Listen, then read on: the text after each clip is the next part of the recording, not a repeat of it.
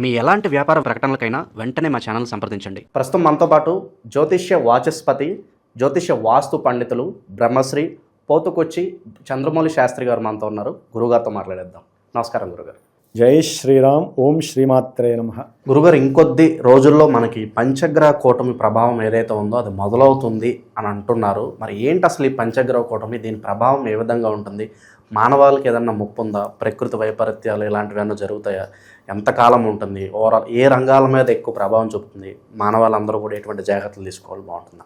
ఓం ఆదిత్యాయ చ సోమాయ మంగళాయ బుధాయ చ గురు శుక్ర శనిభ్యశ్చ రాహవే కేతవే నమో నమః.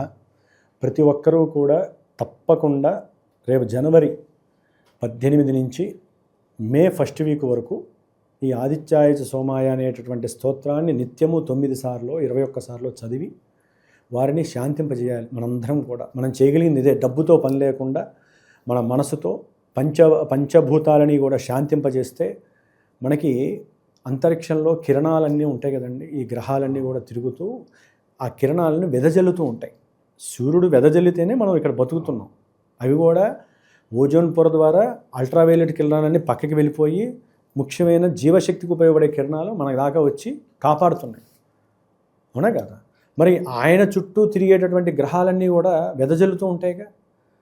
అవన్నీ కూడా మరి ఒక తాటి మీదకి వస్తున్నాయి సూర్యుడితో పాటుగానే వచ్చేసేసి మనకి మకర కుంభాలు ఆల్రెడీ మనకి ధనుస్సు రాశిలో బీన్ అయిపోయిందండి. రేపు జనవరి 12 వరకు కూడా చతుర్గ్రహ కూటమి బీన్ అయిపోయింది ధనుస్సు రాశిలో. రవి, బుధుడు, శుక్రుడు, కుజుడు, ఈ 4 గ్రహాల్లో 2 శుభగ్రహాలు, 2 పాపగ్రహాలు.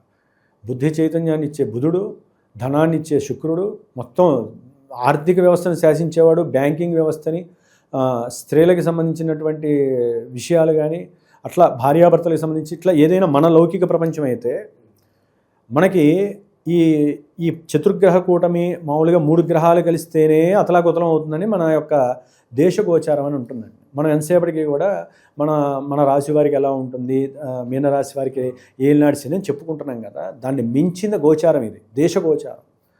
దేశగోచారంలో 3 గ్రహాలు లేకపోతే 4 గ్రహాలు లేకపోతే 5 గ్రహాలు 6 గ్రహాలు అవి గనక ఒక రాశిలో ఇమిడి కూడబడి ఉంటే వాటికంటూ కొన్ని కారకత్వాలు ఉంటాయండి. ఇప్పుడు సూర్యుడు ఉన్నాడు అనుకోండి. సూర్యుడు ఆత్మశక్తిని అట్లాగే సోల్ ఎనర్జీని పెంచుతూ గవర్నమెంట్ రిలేటెడ్, అది పొలిటీషియన్స్ కావచ్చు, గవర్నమెంట్కి సంబంధించిన ప్రభుత్వ అధికార రంగానికి సంబంధించిన ప్రతి వ్యవస్థ కావచ్చు, పోర్ట్ఫోలియోస్ ఉంటాయి కదా. ప్రభుత్వ రంగంలో ముఖ్యమంత్రి లేకపోతే వ్యవసాయ శాఖ మంత్రి ఇట్లా రకరకాలు ఉంటాయి కదండి. ప్రతి శాఖకి సంబంధించినంత రవి మహానుభావుడు. మరి శుక్రుడు బ్యాంకింగ్ వ్యవస్థ, వ్యవసాయము, పాడి పంటలు. పాడి అంటే ఏంటంటే ఆవులు, గేదెలు, మేకలు, గొర్రెలు, పశు సంరక్షణ. అట్లా కొంతమంది జంతువులను పెంచుతూ ఉంటారు. వాటి యొక్క సంరక్షణ ముఖ్యంగా అవి వనాలు కావచ్చు, పార్కులు కావచ్చు, లేకపోతే జలరాశులు అంటే లోపల నీటిలో ఉండేటటువంటి జీవులు కావచ్చు, ఆకాశంలో ఎగిరేటటువంటి పక్షులు కావచ్చు, మృగాలు కావచ్చు. అంటే మనకి అడవులు ఉంటాయి కదా, అది ప్రపంచంలో ఎక్కడైనా ఏ అమెజాన్ అడవి కావచ్చు, మన జూ పార్క్ కావచ్చు, ఏ అడవుల్లోనైనా సరే ఏ పార్కుల్లోనైనా సరే కొన్ని సమస్యాత్మకమైనటువంటి ఉత్పాతాలు జరగటానికి అవకాశం ఉన్నాయి. అవి జరిగిన తర్వాత కానీ మనకు తెలియదు. ఒకవేళ మనం ముందుగా తెలుసుకొని మనం చర్చించుకున్నా వాటిల్ని ఆపలేము. ఎందుకంటే మనం ఒక భూమి అనేటటువంటిది గ్రహాల నుంచి వచ్చే కిరణాల ద్వారా మాత్రమే మనం ఇక్కడ పోషింపబడుతున్నాం. మన భూమి లోపల ఉండేటటువంటి ప్రతి మినరల్, ప్రతి ఐటము కూడా మిగతా గ్రహాల నుంచి వచ్చినవే, వచ్చి ఇక్కడ పడ్డవే. మరి మనకి ఎక్కడ శక్తి ఉంటుంది? మనకున్న శక్తుల్లో ఒకటే దైవశక్తి. డైరెక్ట్గా వాళ్ళకి లింక్ వేస్తేనే గ్రహాలు శాంతింపబడి ఆ గ్రహ కిరణాల నుంచి మనం రక్షించబడతాం. మరి బుధుడు ఎవరండి? బుద్ధికి కారకుడు. ఒక్కోసారి ఆలోచనలు కొంతమందికి వైరాగ్య రూపకంగా ఉంటే, కొంతమంది సైకలాజిస్టులు అంటారు, అంటే సైకోగలుగా ఉంటారు చూసారా, వారికి సంబంధించినటువంటి అంటే బుద్ధి నిర్వీర్యం చెంది బుద్ధి లేని పనులు చేసేవాళ్ళు చాలామంది ఉన్నారు, సైకోలు ఉంటారు. అట్లాగే ఫైనాన్స్ డిపార్ట్మెంట్ కానీ, మనం చెప్పిన వ్యవసాయం కానీ, లేకపోతే గురుడు కూడా వక్రించి ఉన్నాడండి. దాదాపు ఆయన మార్చి ఎండింగ్ వరకు ఉంటాడు. తర్వాత కానీ ఆయన వక్రం పోదు. కాబట్టి ఆయన ఉన్న రాశ్యాధిపతి బుధుడు. అట్లాగే కుజుడు మహానుభావుడు. ఈయనంటేనే వణుకు మాకు కూడా. తప్పదండి. ఎందుకంటే ఒక మనిషిలో కోపం వస్తేనే తట్టుకోలేమే, మరి ప్రపంచం మీద ఆయన చూపులు ఇన్ని గ్రహాలతో, ముఖ్యంగా రవితో కలిసిన కుజుడంటే రాజకీయ నాయకుల్లో భగ్గుమంటాయి అంతర్గత విద్వేషాలు. రాజకీయ నాయకుల్లో ఒకళ్ళ మీద ఒకళ్ళు ఆర్థికపరమైనటువంటి ఎన్నో సంస్కరణలు జరిగినవి కూడా తవ్వుకోవటము, వాటి మీద ఒకరికొకరు కొన్ని సమాచార శాఖల్లో జరిగినటువంటి కొన్ని లోపాలు బయటికి రావటము, ఫైనాన్స్లో అంతకుముందు కావచ్చు ఇప్పుడు కావచ్చు ఏదైనా లొసుగులు లోటుబాట్లు జరిగి ఉంటే అవన్నీ కూడా బయటికి రావటము, ఎక్కడెక్కడ మూలాలన్నీ బయటకు వచ్చి అది కొంతమంది రాజకీయ నాయకులకి సమస్యాత్మకంగా ఉంటుంది. తట్టుకోలేక కొంతమందికి హార్ట్ అటాకులు కూడా వచ్చే అవకాశం ఉంటుంది. కొంతమంది ఊర్ల నుంచి పారిపోయి దూరాభారాలకు వెళ్ళే పరిస్థితులు కూడా ఉండవచ్చు. ఆ గ్రహాలు అట్లా చేసేస్తే వాళ్ళని పిచ్చోళ్ళని చేసేస్తాయి. ఎందుకంటే రవి ఇందా మనం అనుకున్నట్టుగా ఇప్పుడు ఆల్రెడీ ధనురాశిలో ఉన్నారు, ఉన్నంతలో సేఫెస్ట్ జోన్లో ఉన్నారు. ఎందుకని? మిథున రాశిలో ఉన్న గురుడు వక్రించి ఉన్నప్పటికీ ఈ గ్రహాల మీద ఆయన దృష్టి పడుతోంది. సాధ్యమైనంత వరకు ఓదారుస్తాడు, నాయన ఎవరూ రెచ్చిపోకండి అని చెప్పి ఆయన ఆపుతాడు. కానీ శని కూడా చూస్తున్నాడే, శని దృష్టి మంచిది కాదుగా. శని దృష్టి కుజుని మీద పడుతోంది, రవి మీద పడుతోంది. ఆల్రెడీ కింద ముసలం పుడుతోంది ఎక్కడో. అది నీటి సమస్యలు కావచ్చు. శని జలరాశిలో ఉన్నాడండి. జనవరి 20 తర్వాత శని సొంత నక్షత్రంలోకి వస్తాడు. ఎట్లా ఉంటుందంటే ఇందాక చెప్పిన రాజకీయ నాయకులది నేను చెప్పింది కొంచెమే. మనకి ఈ శని అనేవాడు ఏంటంటే శీతల పానీయాలకి సంబంధించి ఏవో కొన్ని దోషాలు, అంటే అవి తాగి, శీతల పానీయాల్లో రకరకాలు ఉంటాయి కదా, పేర్లు ఎందుకు మనకి, అవి తాగి లేకపోతే కొంతమందికి మల విసర్జన రోగాలు ఎక్కువైపోవటము, లేకపోతే ఆ డ్రింక్స్ తాగటం వలన వాటిల్లో కొన్ని విషపూరితమైనటువంటి పదార్థాల వలన ఎంతోమంది హాస్పిటలైజేషన్స్ అవ్వటము ఈ శని వలన. సొంత నక్షత్రంలోకి వస్తే బలం వస్తాడు. ఆయన రాశిలో ఉండటం అంత మంచిది కాదు. జలరాశిలో హిమాలయాలు అవన్నీ ఆయన అధీనంలో ఉంటాయి, శని అధీనంలో. మనకి ఈశాన్యంలో ఎక్కడ ఉన్నాయండి? చైనా ఉంది, ఇంకోటి ఏది భూటాను, ఇంకా రకరకాలు ఉన్నాయి. ముఖ్యంగా వెస్ట్ బెంగాల్లో విపరీతమైనటువంటి గొడవలు, అల్లర్లు, బాంబు పేలుళ్ళు ఇవన్నీ జరగడానికి అవకాశాలు మార్చి ఎండింగ్ ఏప్రిల్లో ఉండడానికి అవకాశాలు ఉన్నాయి.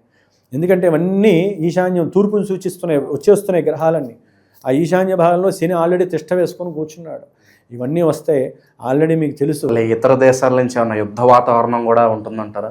వేరే వేరే దేశాలకి చాలా ఉంటాయండి. మన దేశం మీదకి ఏ యుద్ధ ఆలోచన ఉన్నా మన 145 కోట్ల మంది మన పూర్వీకులు కొన్ని లక్షల సంవత్సరాలు బట్టి చేసుకున్న యజ్ఞ యాగాదులు, కర్మభూమి, పుణ్యభూమి, జన్మభూమి, శ్రీరాములు వారు, శ్రీకృష్ణుల వారు ఎప్పుడు సంచరించే ప్రదేశాలు కాబట్టి ఎంతమంది ఎన్ని ఆలోచనలు విచిత్రంగా చేసినా మన యొక్క దేశ భూభాగం పైన ఏది రాదు. ఓజోనుపర భూభాగానికైతే మన యొక్క దివ్యశక్తి, అందులో మనందరినీ కాపాడబడి తండ్రిగా ఉన్నటువంటి మోదీ గారి శక్తి మన యొక్క దేశానికి, మన యొక్క భరతఖండానికి అచంచలంగా పనిచేస్తుంది. ఆయనే ఒక బుల్లెట్ ప్రూఫ్ మన భరతఖండానికి. ఆయన ఆలోచన, ఆయనకున్న దైవశక్తి, ఈశ్వరారాధన, ఆయన మాట్లాడే తీరు, ఆయన కళ్ళల్లో ఎలా ఉంటుందో మీరు చూశారో లేదు, కానీ అది కోపము కాదు, విషము కాదు, రౌద్రము కాదు. సాక్షాత్తు ఈశ్వరుడు కళ్ళు తెరిస్తే కోపం వస్తే ఎట్లా చూస్తాడో మన మోదీ గారు చూసే చూపు అలా ఉంటుంది. మాట్లాడ్డాయన ఆ చూపుతోనే విశ్వమంతా కూడా దాసోహం అవ్వాల్సిందే. అంటే ఇది నా ఒక్కరిది కాదండి, ఆల్రెడీ అనుభవిస్తున్న వాళ్ళు చెప్తున్నారు. అది ప్రత్యర్థులకు కూడా ఆ విషయం తెలుసు, కాకపోతే మెచ్చుకోలేరు కదండి ప్రత్యర్థి స్థానంలో ఉండి. కాబట్టి ఇది ముఖ్యంగా దేశగోచారం గురించి కాబట్టి మాట్లాడుతున్నానండి. ఇదేదో మనం కాకతీయంగా లేకపోతే ఏదో చెప్పుకుంటున్నామని కాదు. ప్రపంచానికి మన శాస్త్రం దేశగోచారంలో ఏం చెప్తారంటే, ఒక గ్రహణం వచ్చినప్పుడు గ్రహాల యొక్క స్థితిగతుల్లో ఎంత ఘోరమైన పరిస్థితులు ఉంటాయో, 5 గ్రహాలు 4 గ్రహాలు కలిసినప్పుడు వాటి యొక్క పోర్ట్ఫోలియోస్ దెబ్బతింటాయి. కుజుడు శస్త్రచికిత్సలు, ప్రమాదాలు, విపరీతమైనటువంటి మీరు అడిగినట్టుగా యుద్ధాలు, అణ్వాయుధాస్త్రాలు ఇవన్నీ కలుస్తాయి. వాళ్ళు వచ్చి మీరు పంచగ్రహ కూటమి అన్నారు. యాక్చువల్లీ ఇప్పుడు ధనుస్సు రాశిలో ఉన్నంతవరకు కొంచెం ఏదో నడుస్తుంది. మకర రాశిలోకి వచ్చినప్పుడు కొంచెం శని యొక్క దృష్టి పడదు కాబట్టి కొంచెం సేఫ్ జోను. దానివల్ల ఏంటంటే కొత్త కొన్ని ఇన్నోవేషన్స్ ఆల్రెడీ బిగిన్ అవుతాయి, కొన్ని మంచి జరుగుతాయి, ఇది జరుగుతాయి. ఎప్పుడైతే కుంభరాశిలో రాహు ఉన్నాడో పాపగ్రహము, ఆయన ఉన్న ఇంటికి అధిపతి శని కదా, ఈ రాహువు శని ఇచ్చే ఫలితాలన్నీ శని రాహువులు కలిసి ఉన్నట్టే లెక్క. అక్కడ వాళ్ళతో వచ్చి ఎవరెవరు కలుస్తున్నారండి? మళ్ళీ ఈ 4 వచ్చి కలుస్తున్నారు. వీళ్ళల్లో రవి కుజులు ఫ్రెండ్సు, రవి బుధులు ఫ్రెండ్సు. కుజ శుక్రులకి పడదు, రవి శుక్రులకి పడదు.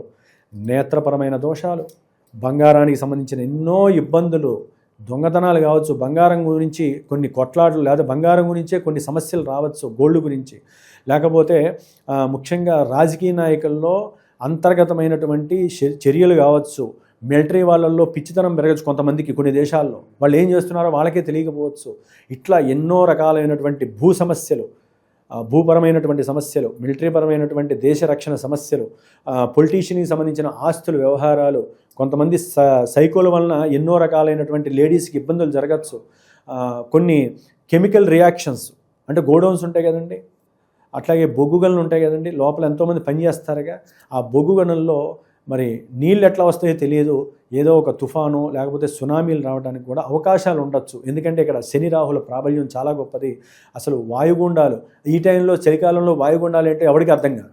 ఇవన్నీ శాస్త్రమే చెబుతోందండి, నేను చెప్పట్లేదు. శాస్త్రంలో ఇవన్నీ జరగడానికి అవకాశాలు ఉన్నాయి. రాజకీయ నాయకులకి ఎలా రక్షించుకోవాలో తెలియదు. ఏ దేశంలోనే కావచ్చండి, చైనాలో రావచ్చు, మన ఇండియాలో రావచ్చు, వెస్ట్ బెంగాల్లో రావచ్చు. ఏ విధంగా మనం జాగ్రత్త పడాలంటారు వీటన్నిటికీ? ఒకటండి, ఇంకోటి మీరు అడిగారు, ఎప్పుడైతే పంచగ్రహ కూటమి కుంభరాశిలో మనకి ఫిబ్రవరి 28 నుంచి ఏప్రిల్ మొదటి వీక్ వరకు కూడా కాస్త ఉండే అవకాశం ఉంది. దాదాపుగా ఈ గ్రహాలన్నీ దాదాపు ఇంకొక 5-6 నెలలు రాహుకేతువుల మధ్యలోనే నడుస్తూ ఉంటాయి. ఒక చంద్రుడు మాత్రం 15 రోజులకు ఒకసారి విడుస్తూ ఉంటాడు కాబట్టి బాగానే ఉంటుంది. ఈ రాహుకేతువుల మధ్య ఉన్న ఈ గ్రహాల దోషాలన్నీ కూడా, ఇవన్నీ కూడా శక్తిని కోల్పోయి ఆ రాహు ఇచ్చే ఫలితాలు ఎక్కువగా ఉంటాయి. కాబట్టి వీలుంటే రాజకీయ నాయకులు ఎవరైనా సరే, ప్రత్యర్థులు కావచ్చు, మన హితం కోరేవాళ్ళు కావచ్చు, దేవాలయాల్లో ఎండోమెంట్ డిపార్ట్మెంట్ కావచ్చు, తప్పనిసరిగా విశేషమైనటువంటి హోమాలు నిత్యము చేసే శక్తిని ప్రసాదించాలి. వాటిల్లో పంచగ్రహ కూటమి కుంభరాశిలో వచ్చినప్పుడు తప్పకుండా సుబ్రహ్మణ్య హోమాలు ఎక్కువ జరగాలి. సుబ్రహ్మణ్యేశ్వర స్వామి హోమాలు, చండీ హోమాలు, అమ్మవారి ప్రభావం కాస్త తగ్గడానికి చాలా తగ్గుతుందండి. కాస్త కూడా కాదు, చాలా తగ్గిపోతుంది. వాళ్ళు ఆ రాహుకేతువుల యొక్క బలాన్ని తెంపగలిగే శక్తి దేవుళ్ళకే ఉంది, హోమాలకే ఉంది, బ్రాహ్మణ మంత్రాలకు ఉన్నాయి, బ్రాహ్మణులకే ఉంది.